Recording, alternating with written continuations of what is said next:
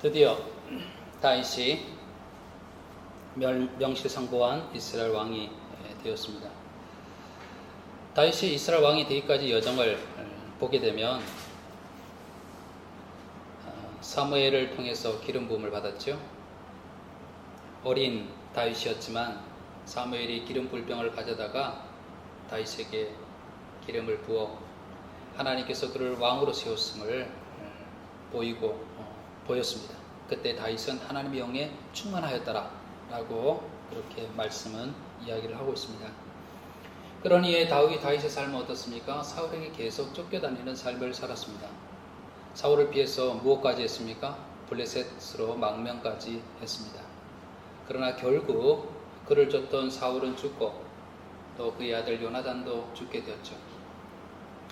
우리가 생각하기에 사울이 죽었으니 바로 사울을 이어서 다윗이 왕이 되어야 되는 것이 당연한 것처럼 생각됐잖아요.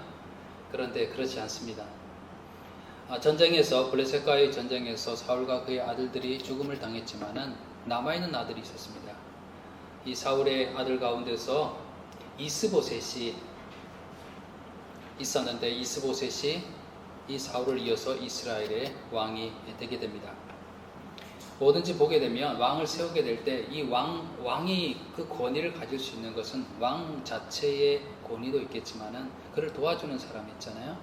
이 이스보셋이 왕으로 세워주기까지 군사령관 넬의 아들 아브넬이라고 하는 사람이 이 이스보셋이 왕이 세워줄 수 있도록 옆에서 그를 지지하고 그를 왕으로 세웠습니다. 사울 왕이 죽은 이후에 바로 이스보셋이 왕이 된 것이 아니라 아마도 이 아브넬은 이 이스라엘의 재건을 위하여서 준비한 이후에 이스보셋이 왕이 된 것 같아요. 그 기간이 한 5년 정도 된 것으로 보입니다. 말씀을 보게 되면 이 이스보셋은 40세에 이스라엘 왕이 되었고 2해 동안 왕위를 이어갔다. 왕위에 올랐다라고 되어 있습니다. 그러나 이 계산을 해보게 되면 한 5년 넘는 기간 동안 왕 위에 오르는 준비가 되어지고 2년 왕 위에 올랐으니 몇 년 정도 있습니까? 한 7년 넘게 되는 거죠. 7년이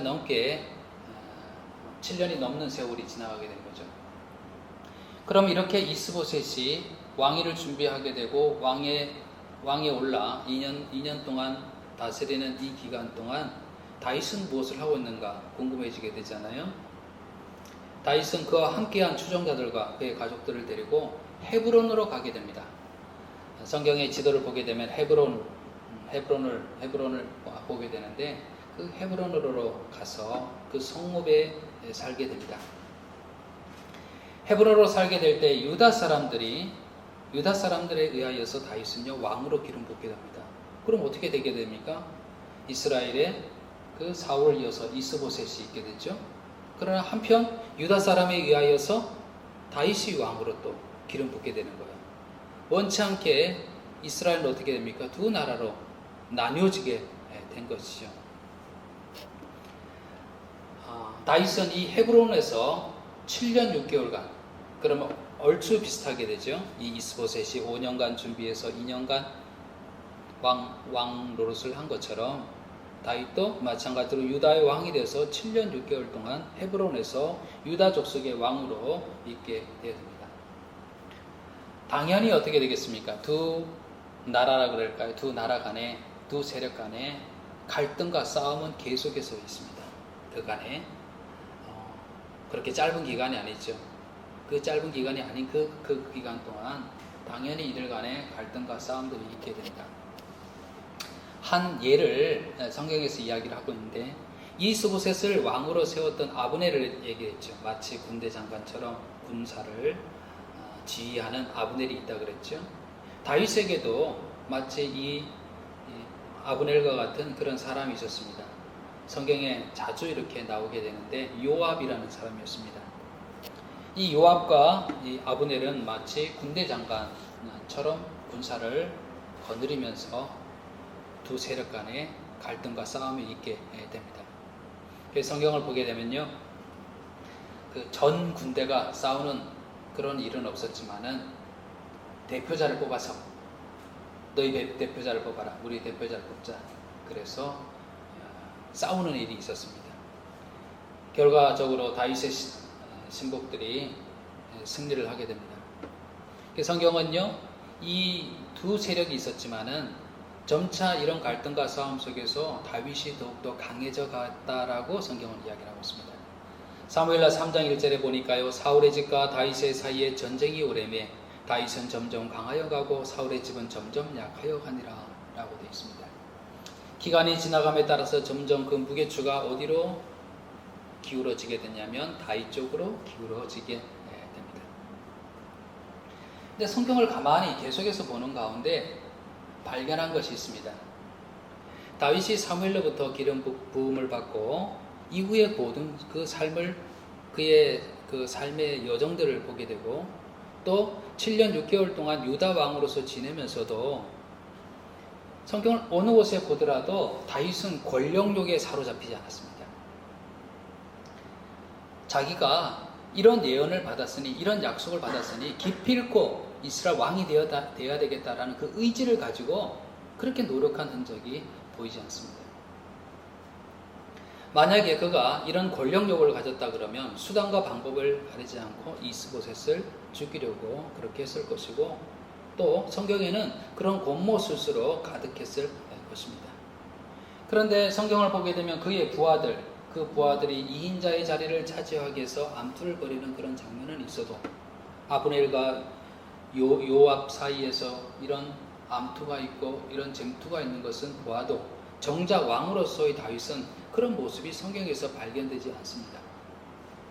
통합되어진 이스라엘 왕이 되는 과정 속에서 보게 되면 물 흐르듯이 흘러서 유다의 왕이 되었을 때에도 유다 사람들이 다윗에게 와서 왕이 되어줄 것을 청하여서 다윗이 기름 부음을 받았고, 이후에 통합되어진 7년 6개월이 지난 이후에 통합되어진 이스라엘의 왕이 될 때도 이스라엘의 장로들이 와서 그에게 왕이 되어줄 것을 이야기하면서 기름 부음을 받고 통합된 이스라엘의 왕이 된 것을 보게 됩니다.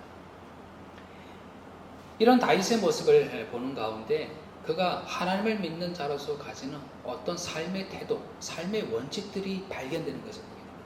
그래서 오늘은요, 다윗이 지금 왕이 되었지만은, 통합된 이스라엘의 왕이 되었지만은 그의 삶에 있어서 삶의 태도가 어땠는지, 삶의 어떤 원칙들이 그의 삶을 주장해 나갔는지를 보려고 하고요.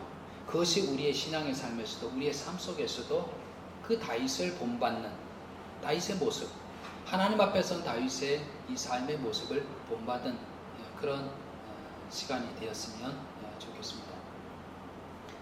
먼저 다윗을 보게 될 때에 그는 범사의 하나님을 인정했습니다. 무엇을 보면 알게 되냐면, 사울이 죽었다는 소식을 접한 이후에 이제 드디어 내가 왕이 될 기회가 되었다라고 생각하여서 이것을 성취하게 노력하는 그런 다윗의 모습이 아닙니다. 그가 모든 행동에 있어서 그가 가지고 있던 그 삶의 기본이 무엇인지를 보여지는 그런 말씀이 있습니다. 사무엘하 2장 1절에 보니까요, 그 후라고 하는 것은 사울이 죽은 이후죠. 그 후에 다윗이 여호와께 여쭈어 아뢰되 내가 유다 한 성읍으로 올라가리이까? 여호와께서 이르시되 올라가라. 다윗이 아뢰되 어디로 가리이까? 이르시되 헤브론으로 갈지니라. 다윗이 어떤 모습을 보게 됩니까? 사울이 죽었으니 마땅히 내가 왕이 돼야지 라고 그렇게 해서 그가 나서지 않습니다. 하나님께 아뢰고 있습니다. 제가 유다의 한 성읍으로 올라가리까? 하나님께서 올라가라 그랬더니 그럼 어디로 올라가리까? 아주 구체적으로 물어보고 있습니다. 자신의 생각과 계획이 앞선 것이 아니라 하나님의 뜻에 대한 분별을 구하고 있습니다. 그리고 그 분별한 이후에 행동해 나가는 다윗의 모습을 보게 됩니다. 사실 우리가 하나님 믿는 사람이라고 하는 것은 무엇을 통해 알 수 있습니까?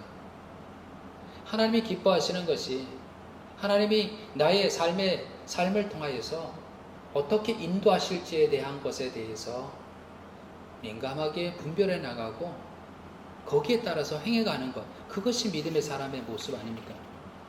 주여 주여 이름을 부르면서도 사실 내 뜻대로, 내 욕심대로 내가 한 계획대로 다 행해간다 그러면 그것이 어찌 믿음의 사람이라고 볼 수 있겠습니까? 우리가 주님이라고 부른다라고 하는 것은 나의 주인이시여라고 하는 거 아닙니까? 나의 왕이시라는 것 아닙니까? 그러면 그분께서 나의 삶을 어떻게 인도해 나가실지에 대한 분별함을 가지는 거죠. 그리고 행해가는 거죠. 다윗은 이런 모습을 보이고 있습니다. 잠언 3장 6절에 보게 되면 너는 범사의 그를 인정하라. 그리하면 내 길을 지도하시리라. 범사라고 하는 것은 모든 일 아닙니까? 우리가 생각하는 크고 작은 그 모든 일에 있어서 하나님의 왕되심을 인정하라 라고 하는 거죠. 그럴 때에 그리하면 너의 길을 지도하시리라 라고 되어 있습니다. 여러분, 이 세상을 창조하신 하나님께서 모든 것을 다 아시는 하나님께서 내 길을 지도하신다 그러면 염려할 게 뭐 있겠어요? 우리를 사랑하시는 하나님, 전능하신 그 하나님께서 나의 삶을 인도해 나가시고 그 인도하심 따라 살아간다 그러면 우리가 염려할 것이 무엇이겠어요? 범사의 하나님을 인정하지 못하니까 불안한 거죠. 미래를 생각해도 불안하고 어떻게 될 것인가 불안하고 불안한 거죠. 근데 모든 일에 정말 하나님이 살아계시고 그 하나님께서 내 길을 지도하시고 인도해 나가신다는 것을 믿게 될 때에 불안함이 어느덧 사라지게 되는 거죠. 나를 전적으로 맡기게 될 때에 불안함이 사라지게 되는 거죠. 에스겔 선지자가 본 환상 중에 그런 환상이 있었잖아요. 성전에서 성전 그 문지방에서 흘러나온 그 물이 흘러내려가는데 처음에는 사람들이 발목에 그 다음에는 무릎에 허리에 차더니 나중에는 온몸이 그 물에 잠기잖아요. 온몸이 그 은혜의 강에 잠기게 될 때 어떻습니까? 수영을 하는 사람이 그 몸에 온전히 자기를 맡기게 될 때 물속에서 자유로워지게 되잖아요. 그것처럼 범사의 하나님을 인정하고 나는 온전히 나의 삶을 온전히 하나님께 맡기게 될 때 자유로워지게 되는 거죠. 그러나 수영을 처음 배울 때 우리가 경험하는 거, 내가 힘을 가지고 발버둥 치게 되면 어떻습니까? 가라앉죠. 뜨려고 노력하는데 내가 힘을 주게 될 때 가라앉게 되죠. 너희 행사를 여호와께 맡기라. 그리하면 너희 경영하는 것이 이루리라. 하나님께 맡기는 겁니다. 하나님께 맡긴다 해서 우리가 아무것도 안 하는 게 아니죠. 하나님께 맡기게 될 때, 범사의 하나님을 인정하게 될 때 하나님께서 지도하신다 하겠잖아요. 우리로 하여금 무엇을 해야 될지, 어떤 방향으로 가야 될지 우리에게 알게 하시고 깨닫게 하시고 보여주시고, 그래서 그 길을 가게 되는 거죠. 노력함에 있으며 가게 되는 거죠. 범사의 하나님을 인정하는 자는 내 생애를 통해서 일해 가시는 하나님의 주권적인 섭리를 믿는 자입니다. 그렇기에 하나님께 맡기고 범사에 기도하게 되는 겁니다. 여러분, 우리가 내 생각으로 내 판단으로 모든 것을 하려고 그렇게 될 때 복잡해집니다. 이렇게 해야 될지 저렇게 해야 될지 복잡합니다. 나중에 생각이 복잡해지면 나도 모르겠다, 에라 모르겠다, 이렇게 되는 경우들이 있죠. 그런데 그리스도인의 삶은 심플합니다. 심플해요. 하나님이 기뻐하시는 것을 구하는 가운데 내가 처한 자리에서, 이 자리에서 정말 주님께서 기뻐하시는 그 일이, 내 바로 앞에 그 일이 무엇인가를 생각하고 그거를 선택해 나가는 겁니다. 멀리까지 보지 않아도, 멀리까지 볼 필요도 없습니다. 결국 하나님께서 인도하신 그 길이라 그러면 내가 한 발자국 한 발자국 딛고 나아가게 될 때에 그 하나님께서 예비하신 그 복으로, 그 목적지로 인도받기 때문에 그렇습니다. 그렇게 그리스도인의 삶은 심플하게 됩니다. 마음에 평안할 수 있는 것은 바로 그 이유입니다.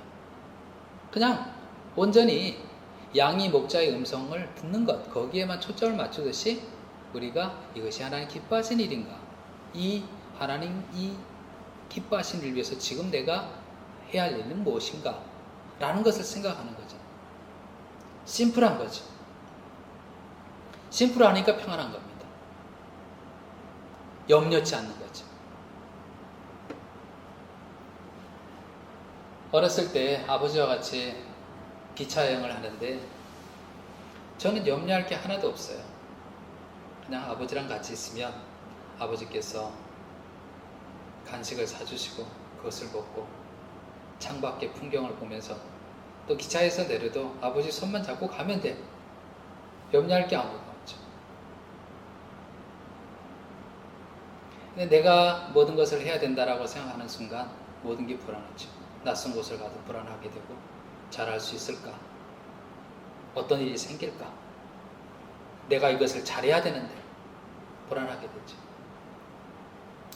우리의 삶의 여정에 보게 되면 여행가도 같잖아요. 여행가도 같은데 우리의 여정에 우리 혼자가 있는 것이 아닙니다.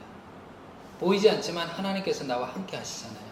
그렇게 될 때 그 하나님의 손을 잡고 가는 여정임을 내가 확신하고 그분을 의지하고 그분께 맡기게 될 때 우리는 마치 아버지의 손을 잡은 아이가 평안해하는 것처럼 불안 없이 아버지의 손을 잡고 가는 것처럼 우리가 그렇게 살아갈 수 있는 겁니다. 그것은 이론이 아닙니다. 성경에 나오는 신앙의 인물들이 체험한 거잖아요. 홀로 자신이 해보려고 그랬던 그런 경험들도 다 있어요. 그렇죠. 아브라함도 그렇고 야곱도 그렇고 홀로 뭘 스스로 해보려고 그랬던 경험들이 다 있던 사람이에요.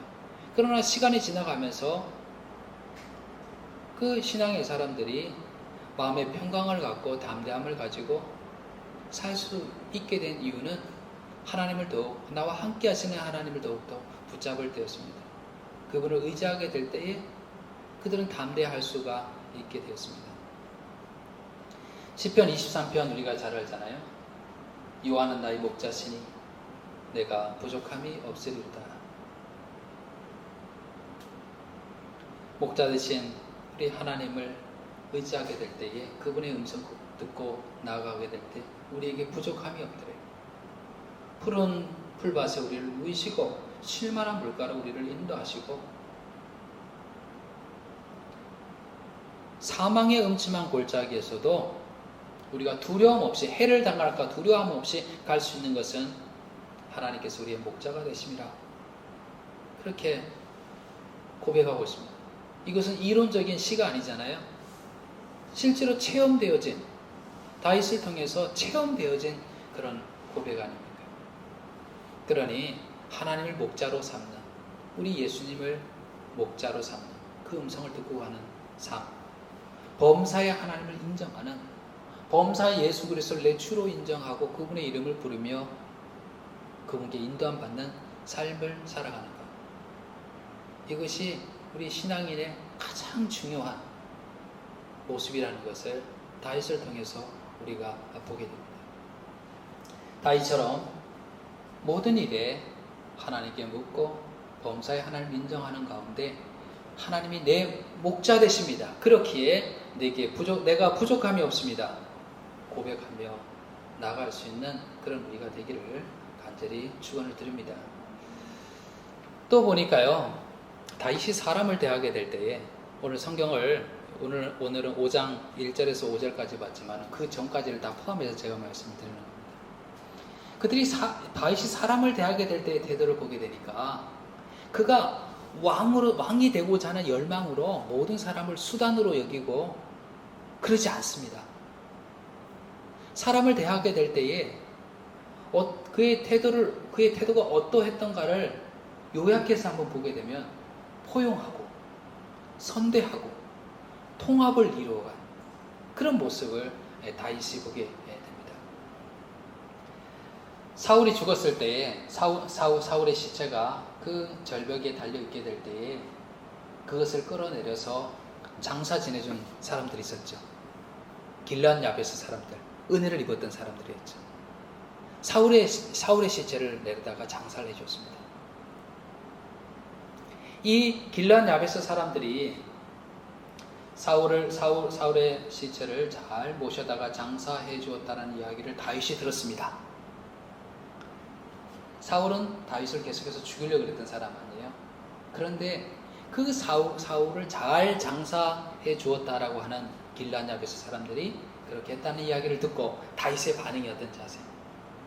좀 보통 우리가 보게 되면 약간 심사가 비뚤어질 수도 있어요. 그렇죠. 뭔가 말은 표현하지 않아도 자기를 죽이려 했던 그 사람을 잘 대해줬다 이러면, 나하고 어떻게 불편하게 지낸 어떤 사람에게 누군가 잘해줬다 그러면 마음이 편한 마음이 드는 게 아니잖아요. 그런 것처럼 다윗의 마음이 좀 불편할 수도 있었을 거예요. 그런데 다윗이 어떻게 한 줄 아십니까? 다윗이 길르앗 야베스 사람들에게 전령들을 보내어 그들에게 이르되 너희가 너희 주 사울에게 이처럼 은혜를 베풀어 그를 장사하였으니 여호와께 복을 받을지어다 라고 되어 있습니다. 다윗이 어떻게 하고 있습니까? 그들을 축복하고 있어요. 가식적으로 그렇게 말한 게 아닙니다. 사울이 죽었을 때도 다윗은 좋아하지 않았잖아요. 오히려 슬퍼하며 애통해하며 그를 위해서 애가를 불렀잖아요. 그런 다윗의 마음은 진심이었던 거죠. 길르앗 야베스 사람들, 사울을 장사했던 길르앗 야베스 사람들을 향한 그의 다윗의 마음도 진심이었어요. 그들을 정말 축복했습니다. 참 잘하였다. 어쩌면 그렇게 잘했네. 이제 너희는 손을 강하게 하고 담대히 할지어다.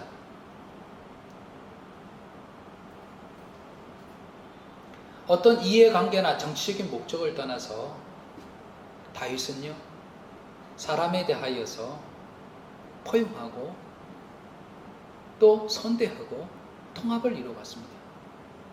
진심으로 이 길르앗 야베스 주민에 대해서 하나님의 이름으로 축복했습니다. 사울을 이어서 왕이 되었던 이스보셋 얘기했죠. 이스보셋을 왕으로 세웠던 자가 누구라 그랬습니까? 아브넬이라 그랬죠. 이 아브넬이 여차여차 여러 이유로 그 성경에 나와 있습니다. 그 이유로 다윗을 찾아왔어요. 그리고 우리가 이제 하나가 돼야 되지 않습니까? 이스라엘이 하나가 돼야 되지 않습니까? 라고 아브넬이 찾아왔어요. 다윗은요, 본인이 왕이 되고자 하는 열망 때문에 이 아브넬을 잘해준 것이 아닙니다. 이 아브넬이 찾아온 것만으로 다윗은 그를 환대하며 그를 지금까지의 관계를 화해가 이루어지는 그런 모습을 보게 됩니다.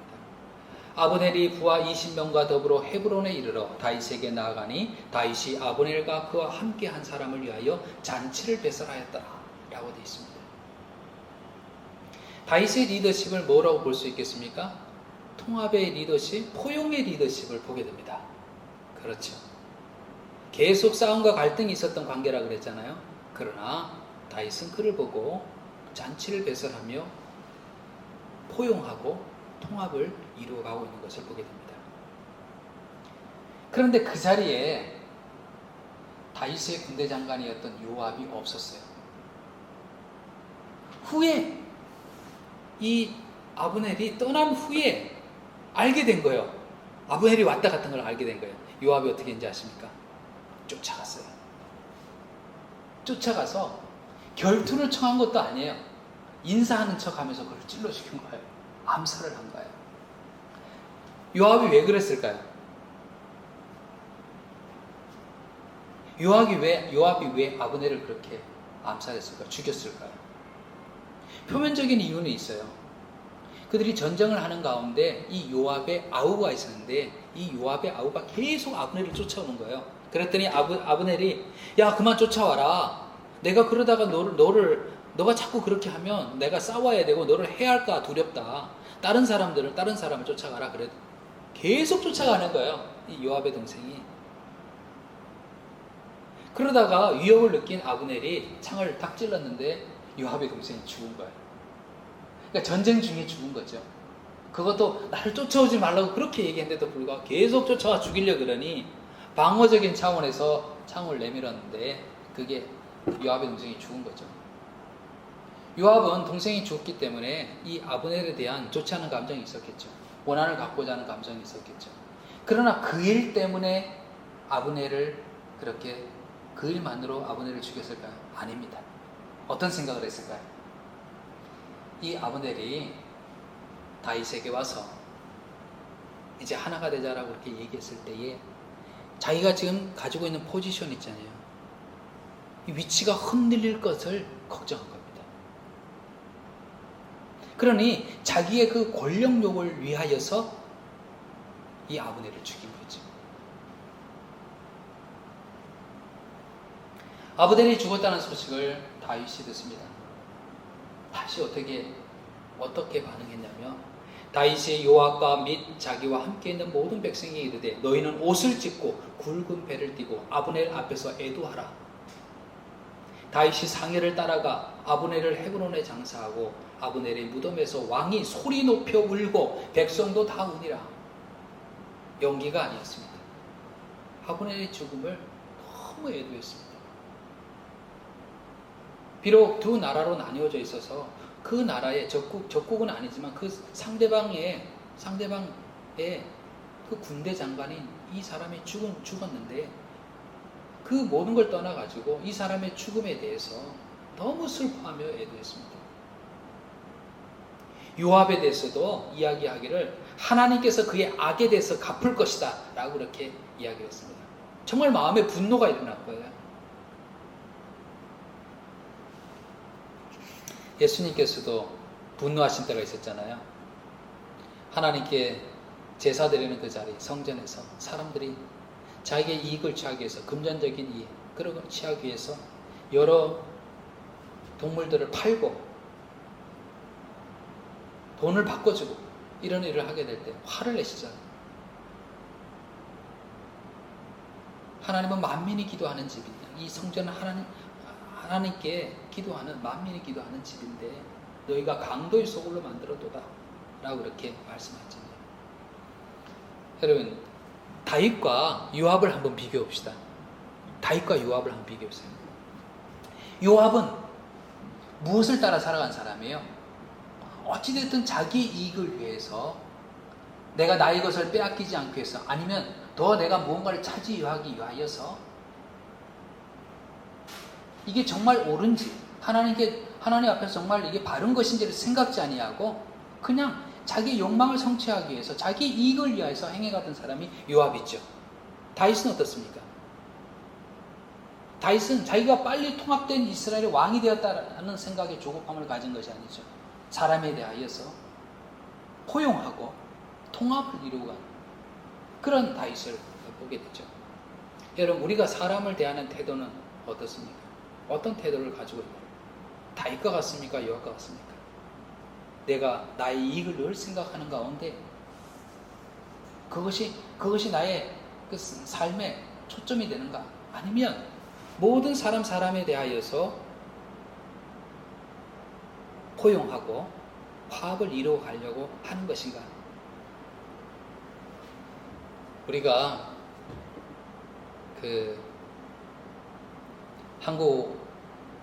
싱가포르에 살지만은 한국 뉴스를 많이 보잖아요. 보는 가운데 여러분 어떠세요?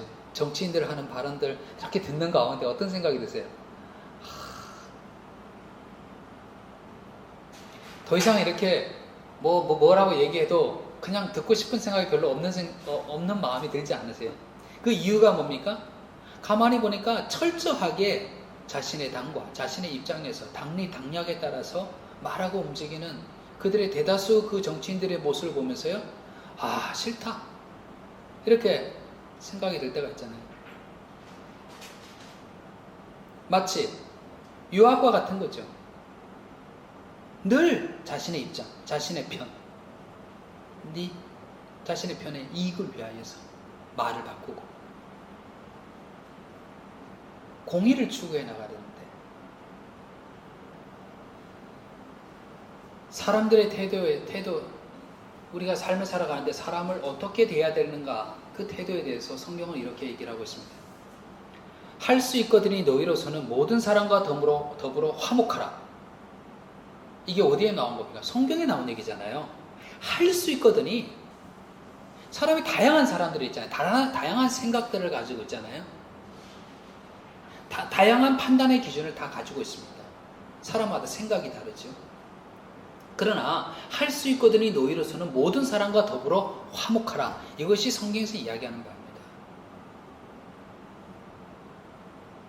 히브리서 말씀에도 모든 사람과 더불어 화평함과 거룩함을 따르라. 이것이 없이는 아무도 주를 보지 못하리라. 모든 사람과 더불어서 화평함을 또 거룩함을 따르라라고 이야기하고 있습니다. 여러분, 우리 대한민국이 참 자랑할 것이 많죠. 여러 K-팝을 비롯해서 여러 문화적으로도 참 앞서가고 있는 그런 모습도 있고 IT 강국이기도 하고 또 여러모로 자랑할 것이 많죠. 그런데 대한민국을 생각할 때마다 대한민국의 그 여러 상황들을 볼 때마다 우리를 가슴 아프게 하는 게 뭡니까? 걱정하게 만들고 정말 이것이 이 골이 메워질까라고 생각 들게 하는 그런 게 문제가 뭐 있습니까? 갈등과 분열이죠. 일단 남북이 나눠져 있잖아요. 남북이 서로 대치하고 갈등하고 분열하고 있죠. 그러나 남북만 그런 것이 아니죠. 우리가 알다시피 남남의 문제가 있습니다. 남쪽 안에서 갈라져 있어요. 이전에는 남남의 분열의 문제를 이야기하게 될 때에 지역의 문제를 많이 얘기했잖아요. 지역적으로 갈라져 있다 얘기했잖아요. 그런데 지역적으로 갈라져 있는 것보다 더한 분열이 있잖아요. 어떤 게 있습니까? 일단 좌파, 우파 이렇게 사람들이 이야기하게 될 때 대화도 하지 않죠. 서로 어떻게 하면 공격할까? 어떻게 하면 트집을 잡고 약점을 파고들어서 공략할까? 이렇게 얘기했잖아요. 갈라져 있죠.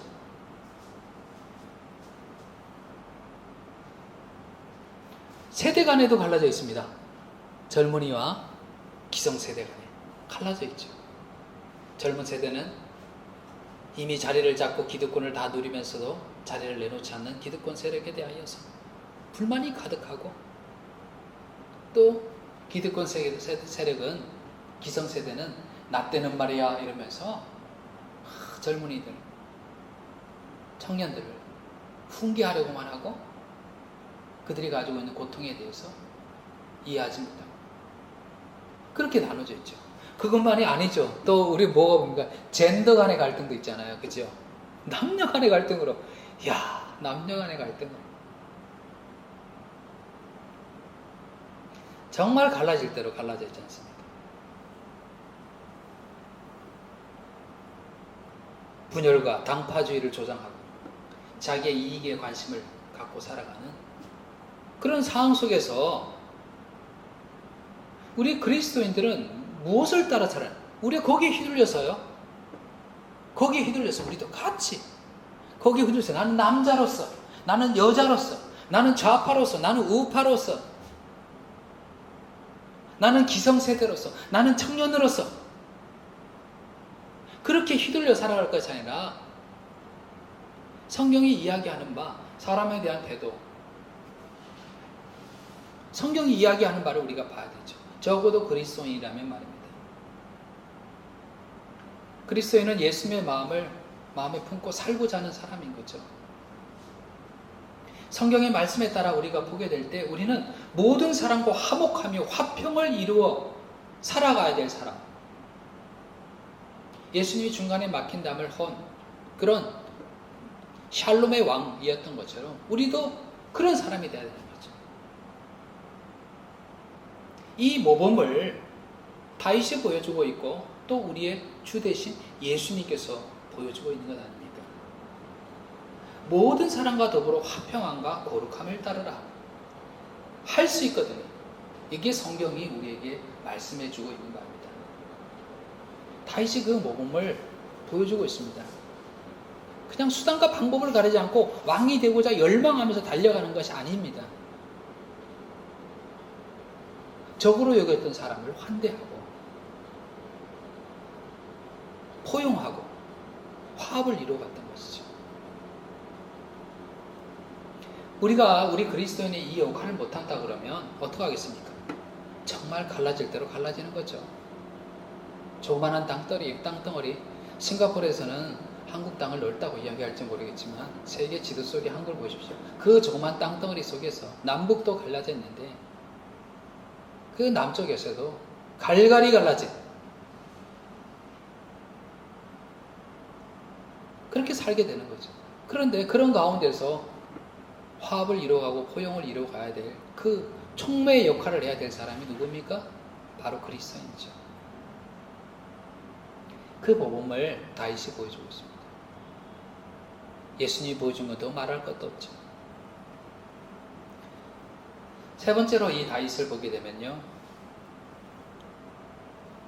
인내하는 오랜 시간이 있었습니다.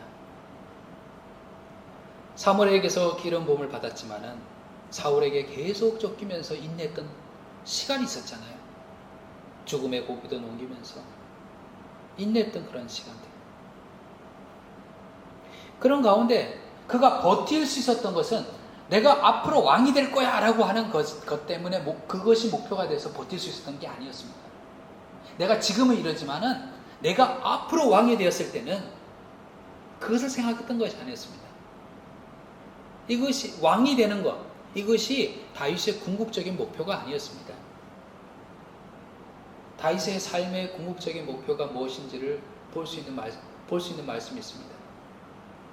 다윗이 시편 84편에서 이렇게 고백하고 있습니다.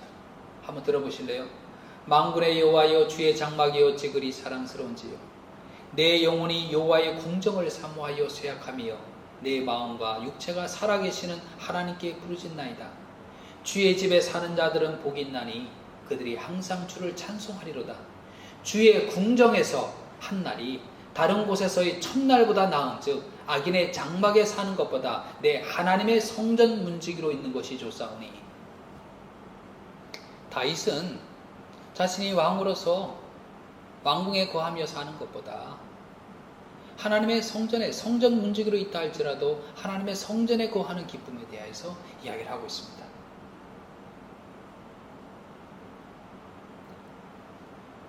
하나님 안에 거하는 것, 어떤 상황 속에서 내가 하나님 안에 있는 것, 그리하여 하나님을 찬송하는 것, 이것이 그의 삶의 목표였습니다.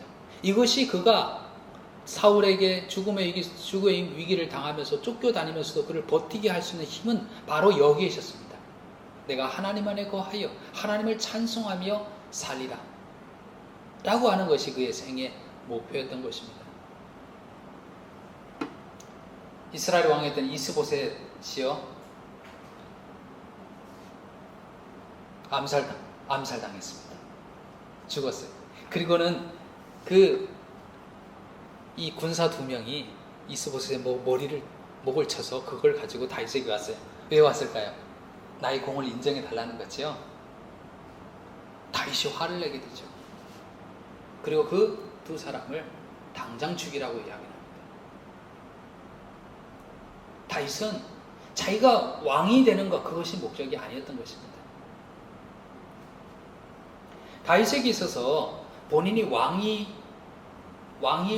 되었다라고 한다면 그것은 하나님께서 나를 이스라엘의 목자로, 주권자로 사용하시려는 하나님의 뜻이었기 때문에 왕이 된 것입니다.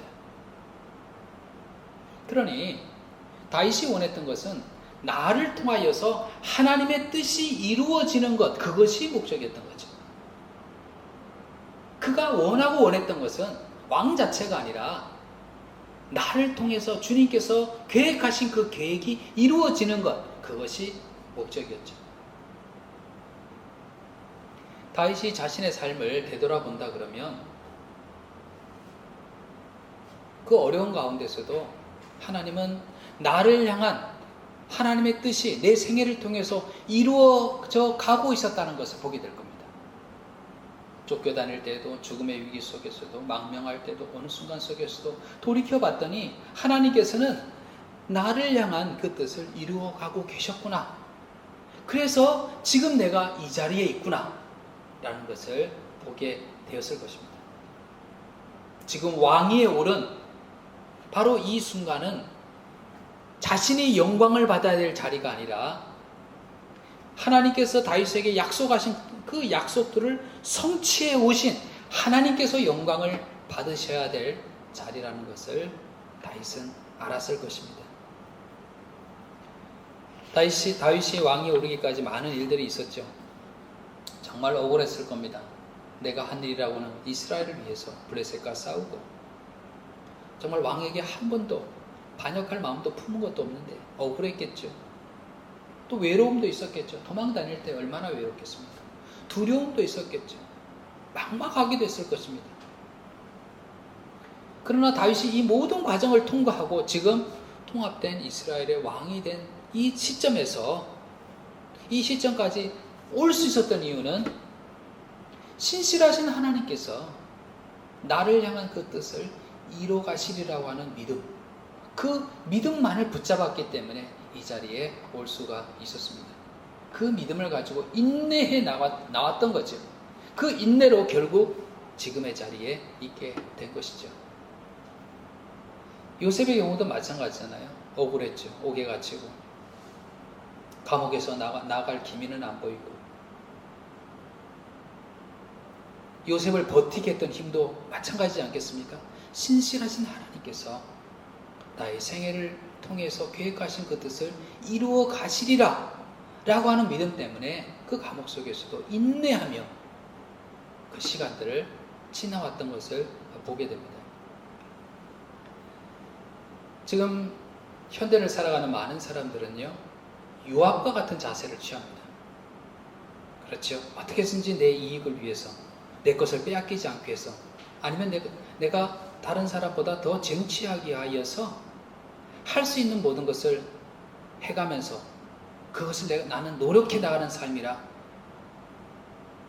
라고 생각하면서 그렇게 살아가게 되죠. 빠진 것이 있죠. 이것이 하나님 앞에서 옳은 것인가? 이것이 하나님 앞에서 바른 방향인가?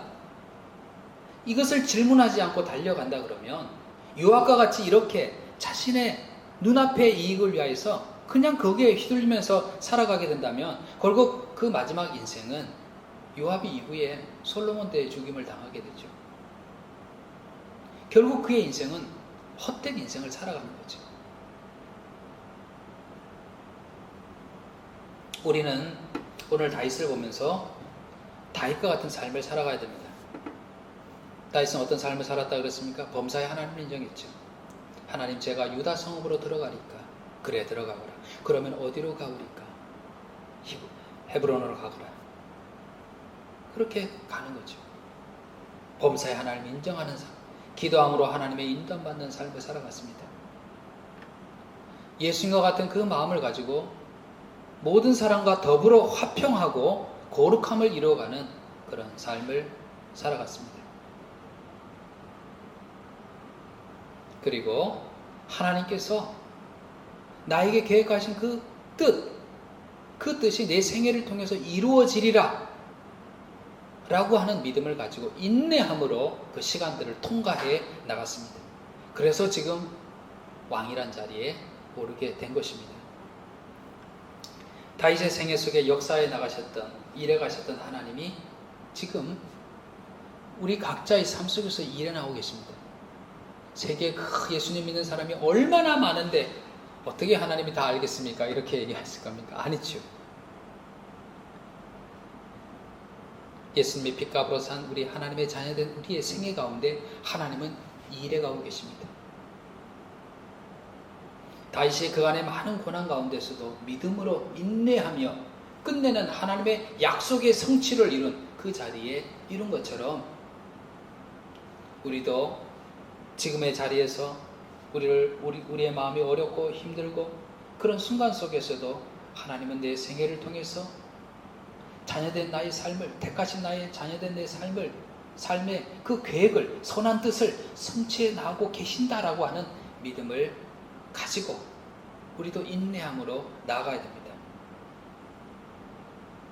그렇게 될 때 우리도 우리 인생을 되돌아보 봤을 때 하나님께서 이렇게 나의 삶을 이끌어 오시고 이렇게 성취해 나가셨구나 라는 것을 고백하게 될 것입니다.